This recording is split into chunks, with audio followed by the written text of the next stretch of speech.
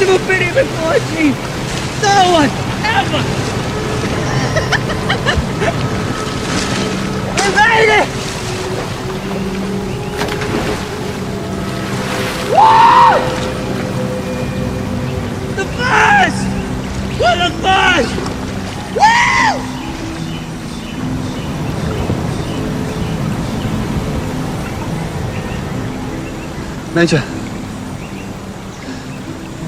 Major, we lost the Indian. He's run off. He got us here.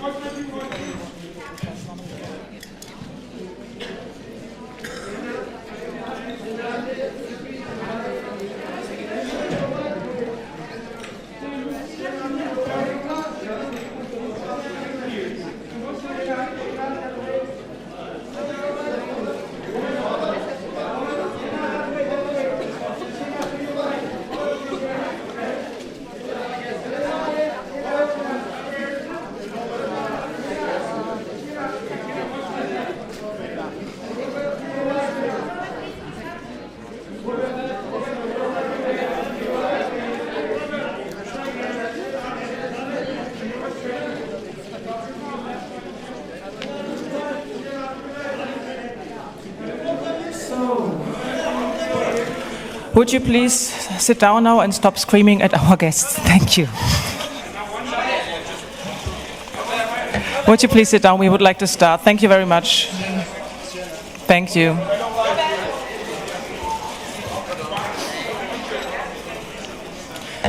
Please sit down.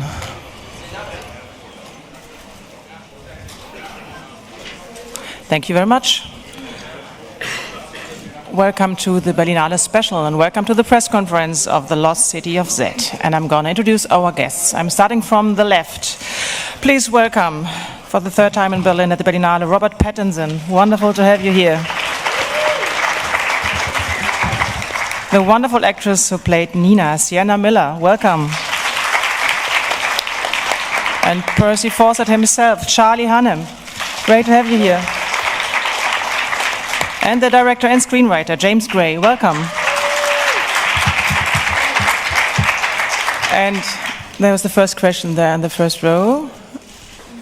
I can't. Yeah, over there in the first row. Yeah, she's waving. Yeah.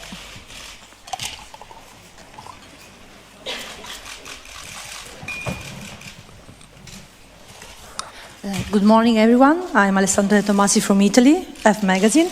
I would like to ask to Mr. Anna and to Mr. Pattinson, do you recognize yourself in the brave and adventurous spirit of your characters?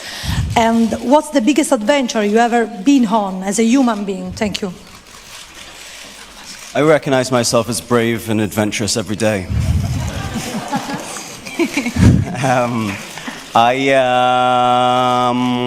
I mean, this film was a pretty big adventure. We found ourselves in Colombia in the jungle, in a place north of Santa Marta on the borders between Colombia and Venezuela.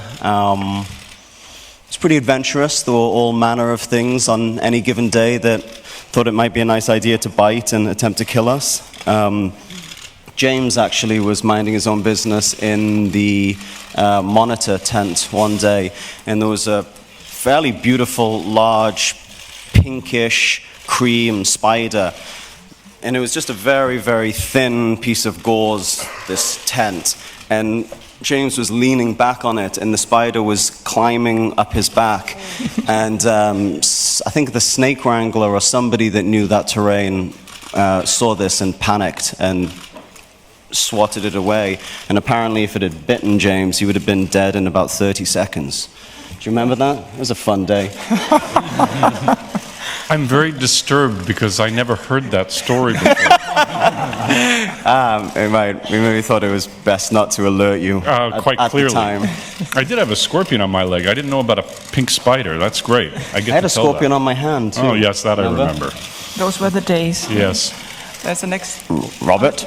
I haven't done the interviews yet. I'm not warmed up. Robert's very adventurous, too. Yeah, I guess very adventurous. I don't know. I mean, I guess it does appeal to me doing jobs like this. I mean, when you don't get that many opportunities in everyday life to just disappear into the jungle. And I do actively seek out jobs that involve doing slightly adventurous things.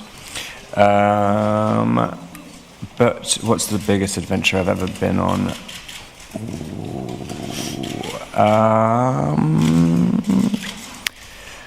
God, I don't know. I really don't. Six Flags, yeah. Six Flags is pretty scary. God, I don't know. I'm sorry. Terrible answer. We're going to come back later to that question. Maybe take the next one. Yeah. Question from Brazil. James, this is the best film from the Berlinale. Thank you very much for such a wonderful piece. Could you tell us two things? I would like you to say a few words about your work with Darius Conde, the cinematographer, and if you could say something about the scenes concerning the First World War, that they are absolutely amazing. The cinematographer and I, Darius Conde and I, this was our second movie together. We have a very good rapport. He drives me absolutely crazy, and I drive him crazy, and we fight every day, and it's wonderful. You know, he's a real artist. You know, he's the best thing about him is that he talks back to me. You know, if I say, let's go, let's shoot, and he says, no, you have to worry, the light is not exactly right, you know, you can't shoot yet. And we don't shoot. So at the moment you get frustrated, and then all of a sudden you see the footage and the stills. We weren't watching footage, actually. I was getting digital stills back because of the way the film was shot. And you forgive all. He has the real artist's eye. And we communicate really through painters. I showed him a lot of Rousseau and Claude Lorraine and Corot and other artists like that, and really not through other movies. And because he has that sensitivity. About the First World War, I thought it was essential, story-wise, an essential bit, because I thought it would give the lie, or really give full color to the lie that is the idea of the advanced European civilization. It's in the book. I didn't obviously make it up. He was blinded by chlorine gas. And I thought it was a great opportunity to expose that the film is really about two different planets almost, and one thinking of itself as superior, and show that the war, I think, gave it a context that hopefully moves the film beyond, like, you know, white man goes to jungle movie, that it had a bigger scope than that. So we had a definite dedication to getting it right, and it was, I think it was as bad, at least for me, I don't know how you guys felt, but in the shooting, I had as tough a time there as I did in Amazonia, because, you know, being arrogant, I said I want the trenches to be the exact, you know, all this crap. And you get there and you realize, wait a minute, what did you do? And they say, well, we did exactly what you asked. This is exactly the width of a real trench. That's exactly the width of the real battlefield. And you say it's too close. The enemies are too close to each other. And the trench is too narrow. Well, Mr. Gray, that's what you asked for. And you sit there and you say to yourself, wow, I'm an idiot, because Stanley Kubrick did it better than you. And he had wide trenches and a faraway battlefield. And he was smarter than you, and he knew what to do. So, and I was sitting there in the mud and, you know, all that stuff. So I had a tough time of it. But, you know, hopefully it's accurate, you know. Thank you. I don't get out enough. Just a minute. Yep. Question is for Charlie. Since Sons of Anarchy, it seems like you've taken your time to carefully choose your next projects. Did you need a bit of time to distance yourself from a character you played for so long? And what was it about this character that made you want to play this? Initially, the draw was to work with James, but then once I read the script, I just became very interested in the themes of the film, particularly the sort of central conflict that Percy feels, which is this dedication to his bringing forth this intention for his own life and doing what he felt compelled to do, sort of fulfill his personal sense of destiny, and the inevitable conflict that creates in honoring the other responsibilities in life, namely with Percy family and his economic responsibility. And that was something that I had, at that time in my life, after doing Sons of Anarchy for so long and doing a film in between every season, felt like I had been very, very selfish in neglecting my personal life and in my pursuit of my own sense of personal destiny. So that was something that I've been sort of grappling with and been interested in trying to reconcile in my own life for a while. And it was clearly something that James was interested in exploring. So that immediately created a connection for me with this guy. I felt like I could relate to and bring a richness to that central conflict in the character. And then just generally, I mean, I was hungry for an opportunity both with substance of material and quality of director to move forward in my career and do something, the level of work that I'd always been aspiring to do but hadn't quite achieved yet in my career. So this felt like the opportunity in a lot of ways that I've been waiting my whole life for. Thank you. So thank you, James. Thank you. There's one on the left. Hello, Sarah from Reuters. Question for James. This is one of quite a lot of true life stories that we're seeing at the Berlin Film Festival, and I wondered what appealed to you about making that and what it is about Percy's story that perhaps is relevant today as well as back then. I can't obviously speak to one of the great misfortunes of having a film in a festival is that you have all these people coming up to you and telling you how good other movies are, and you don't get to see any of them, and they say, oh, have you seen such and such, it's amazing. So the fact that there are a number of other true stories I'm totally blind to, because, you know, I was on Air Berlin, you know, eating food like Spätzle an hour ago or whatever, so I have no idea what's going on. But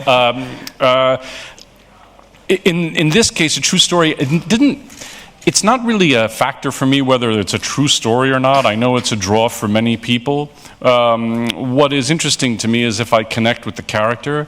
And when I read the book, when I was sent the book, what interested me was a person who felt inadequate, and the power of class to determine his worldview and his desires, the power of class to shape him and what he wanted and what he felt like he didn't have. And that was a very powerful idea to me. So that was really the reason I pursued it. The movie, unfortunately, is, I think, as relevant as ever, because we cannot close the book on what is clearly a white, let's be honest here, a white and very racist colonialist view of the world, and unfortunately it still needs exposure. So I wish I could say, you know, that we don't have this wave of nationalism that's gripping the world now, but we do, and more than ever I think we need to be reminded that we're all made of the same clay. So the unfortunate truth is I think it's very relevant, and I wish it weren't. I have a question for Sienna. Your character Nina is such a liberated and brave woman for her times especially, and I bet if it was playing in modern times she would have gone with him, but now she has to stay home and she loses him. Do you pity her? What do you think about her character? I think it was a really honest portrayal of what it was like for women then, and I think what I loved about Nina was that she was so modern, and he really celebrated that in her. They were Buddhist. She was a suffragette. She was raising children, but I don't think she ever sort of felt sorry for herself. She feels very strong and very contemporary and very liberated, but battling against the confines of a very oppressive society, which is something that's thankfully changed and is continuing to change. But I loved her. There was somebody waving there. Wait for the microphone.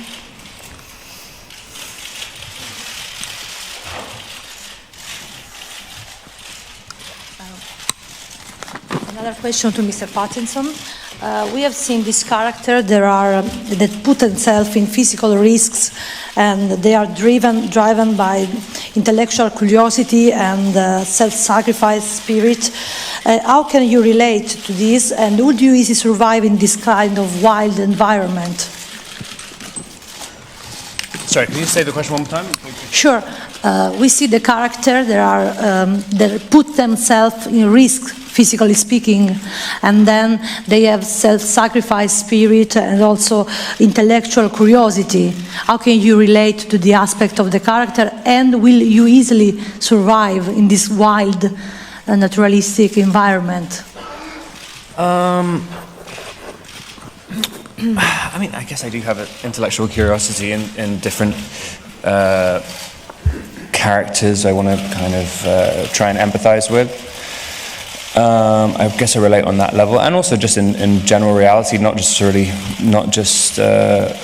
in my work. I kind of have that with my life as well. I just kind of I don't really like to judge people that much. How would I survive in that environment? I don't know. I mean,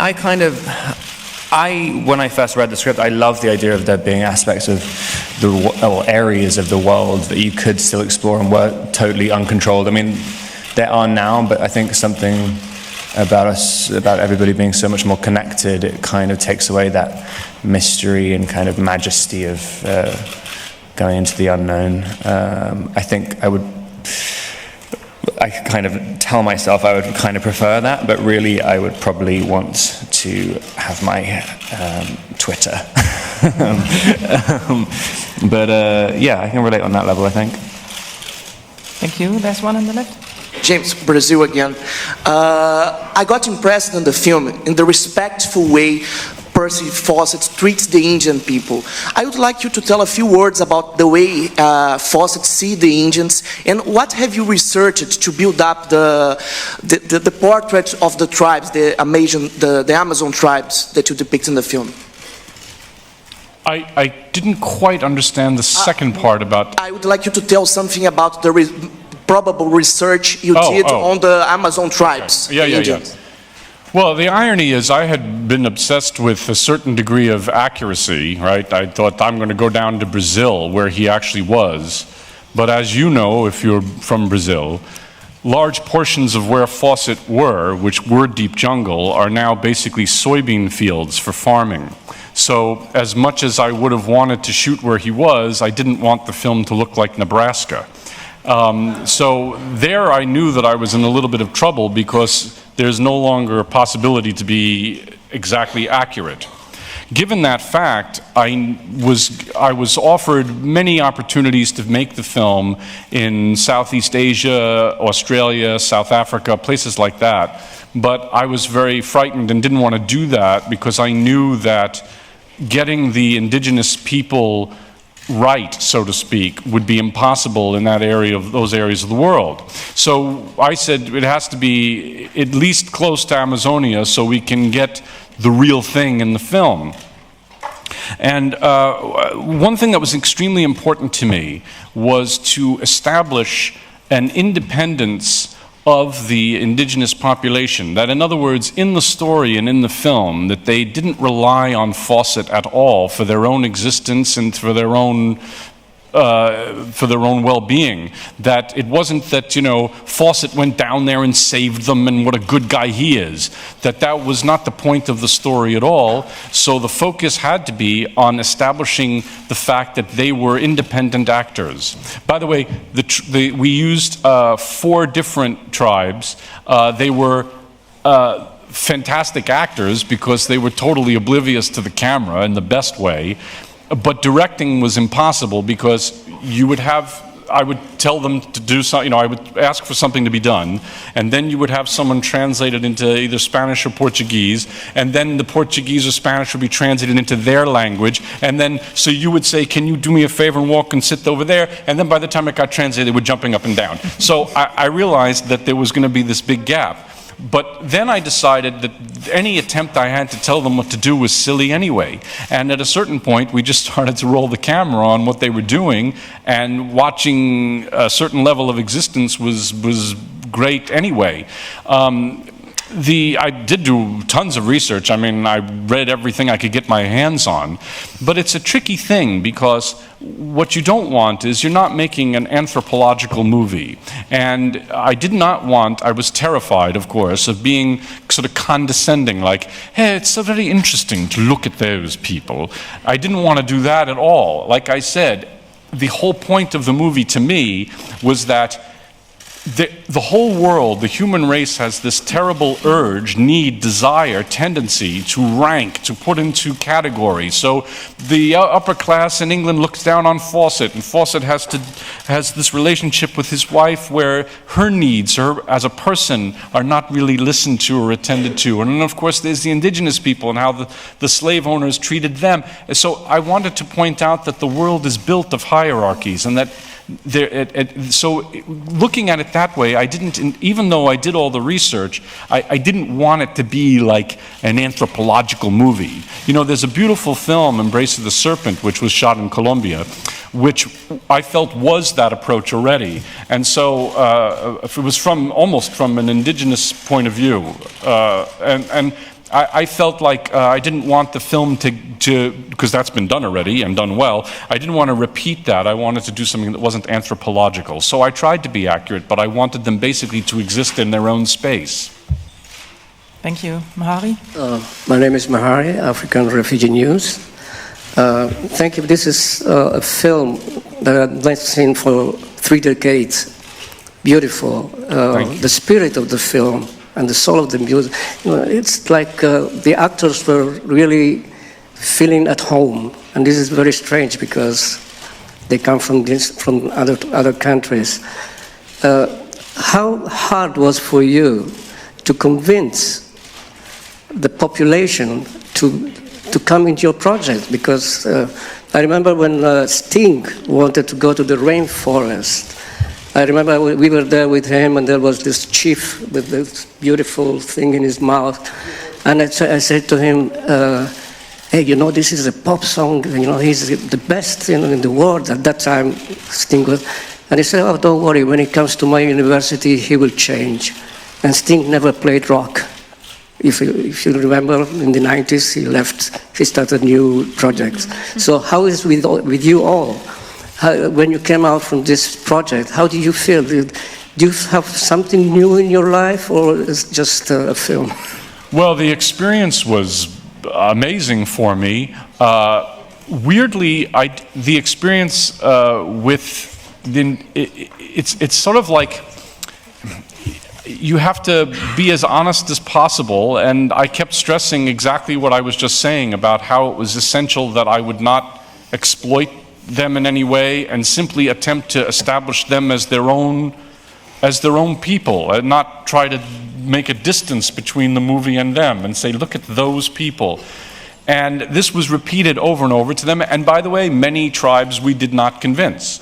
So particularly, by the way, in the Xingu National Forest in Brazil, what you're talking about, where they put the plate in the lips, I did not get them. I wanted them to come to the film, and they would not submit to being on camera. So I failed in that case. But the strategy I used was to try to be as straightforward and as honest as I could about my intentions in the film, and let the chips fall where they may. It's interesting too, because they had no interest in, as you would imagine, in getting paid lots of money, and there was no point in even offering that. So you would offer, like, irrigation or, some kind of help in some way that they would ask, and just to try and be as respectful as humanly possible.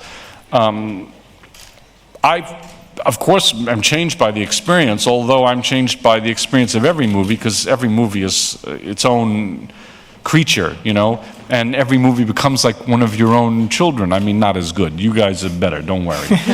But even so, it takes its own life inside of you, and I'm not as qualified to say how it changed me as perhaps my wife or children are, because they might tell you the real skinny. Thank you. On the right, please. Hi, Henrik Welling from Deutsche Welle. I have a question for Mr. Pattinson. There's a big buzz in the city about your appearance here, and I was wondering, because it happens to be that there's Valentine's Day today, I was wondering, what does it mean to you, the Valentine's Day, and what's your favorite gift that you've given to the ones you love? That I've received? Both, maybe. I don't think I've ever received a Valentine's gift. No, that's all going to change today.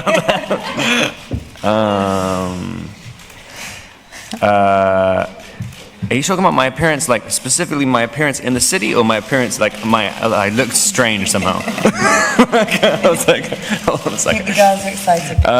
It's great. I mean, I've weirdly been to Berlin, the Berlinale, I think 3 times on Valentine's Day. So I don't know whether that's a planned thing. It makes my Valentine's Day planning very, very easy, because it amounts to 0. I don't know. I can't really remember what the best gift I ever got is. Sorry, some secrets, trade secrets.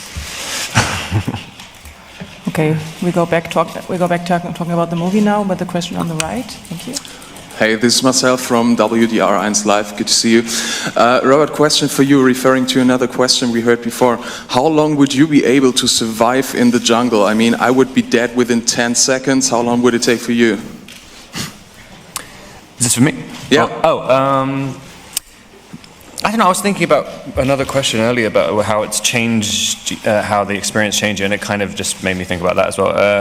I think when we were shooting it, we were so beholden to the elements that the whole time. I mean, it was like, it was a completely virgin jungle, so there's just creatures everywhere. Like, me and Charlie were just like hacking our way through like completely ridiculously dangerous jungle where it could be anything at any point. And I think there's a certain element after about a couple of weeks, you just kind of give into it, and you're like, well, if you die, you die, whatever. And there is something kind of nice, and it kind of made me think that maybe I would survive for at least a few seconds. But I don't know, I kind of was going back to a hotel every day. But yeah, it's kind of nice. Once you kind of give into it and just allow yourself to be kind of part of nature, I think it's a very, very nice and sort of peaceful experience. Thank you. In the middle, please. Hello. A couple of questions to Mr. James Gray from Portugal. First of all, when we look to the trailer of this film, we expect a big adventure movie.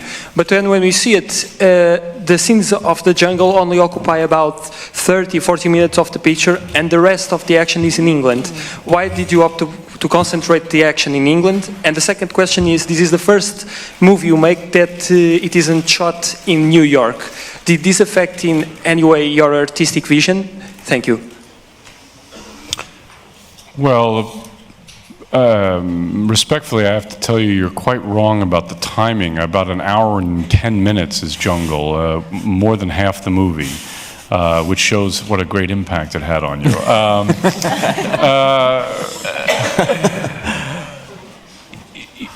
I can't really speak to expectation.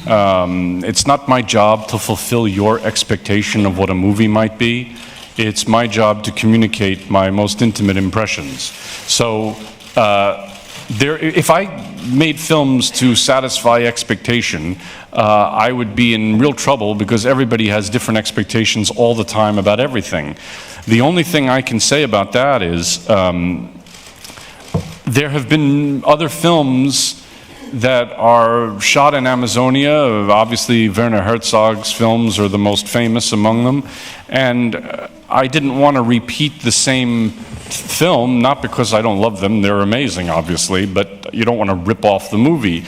And my feeling was that that Amazonia, it was important for me to convey the humanity of the indigenous people, but at the same time, I felt that the essence of the story was a person's attempt to escape the punishing effects of the class system. And as a result, I don't want to say it could have been anywhere, because that's not really the point, but the jungle in itself is not the point of the movie. In a sense, I wanted a more epic tapestry about this person, which is why the war was important, that it was this man's life that went through all of these movements and the people that he drew along with him. So, you know, I thought that the film had adventure elements, but as a pure adventure movie, they exist already in very high numbers. And I think that if I had done an adventure treatment, straight ahead adventure treatment without introspection, then it would have taken on a kind of white man's burden thing. You know, I'm a very big movie fan. I watch an old movie every night. And I'm a huge fan of George Stevens, but it's very difficult to sit through Gunga Din. I mean, I've watched it, and I feel bad-mouthing George Stevens again, but there's an ideological issue there, and you don't want to make like, oh, let's go, those little brown people, let's deal with them. So the first step in avoiding that is to not treat it like we're going to have a grand adventure, and instead treat the more introspective aspects of the story. I have another question for Charlie and Sienna, because I think the movie is based on this book by David Grant, but I think there are still members alive of the family, of Fawcett's family. So did you, for researching for your role, did you talk to them? Did you try to, or talk to other adventurous family members that could tell you how their parents were? I unfortunately did not speak to any of Fawcett's living relatives. I had a very short period of time between finishing the film I'd been making prior to this and starting this film, only 10 days, and wanted, you know, to sort of immerse myself in as much reading and intellectual research as I could do. I did have an opportunity to go to the Royal Geographic in London, the Royal Geographical Society, who have a large archive of Fawcett's letters and journals and some of his equipment. So that was a real thrill to be able to go and to read some of the letters between Fawcett and his wife. And but you know, unfortunately, time was very, very scarce. So we just did what we could, and I spent as much time with James as possible, because he had been on this project for a long time and was a wealth of knowledge. So.